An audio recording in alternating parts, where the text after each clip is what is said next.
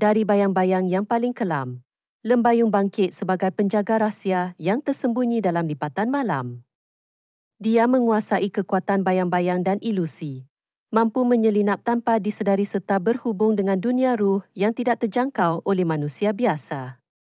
Namun, di balik kesunyian dan misterinya, tersembunyi sebuah hati yang bergelora, berperang antara kuasa gelap yang diwasinya dan keinginan untuk melindungi yang lemah.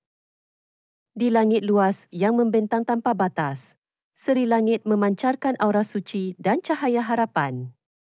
Berkuasa mengawal tenaga angin dan sinar suci, dia menjadi pelindung segala yang benar dan sumber kekuatan bagi mereka yang mencari keadilan. Seri langit berdiri sebagai lambang keberanian dan keagungan, menyuluh jalan dalam kegelapan dan menyalakan semangat juang di hati manusia. Dua entiti ini, walau berbeza dunia dan kuasa, terikat oleh satu takdir yang sama menjaga keseimbangan antara dua alam. Dan kini, takdir mereka akan bersatu dalam kisah seorang lelaki yang dipilih untuk mengembara di antara dunia manusia dan dunia gaib,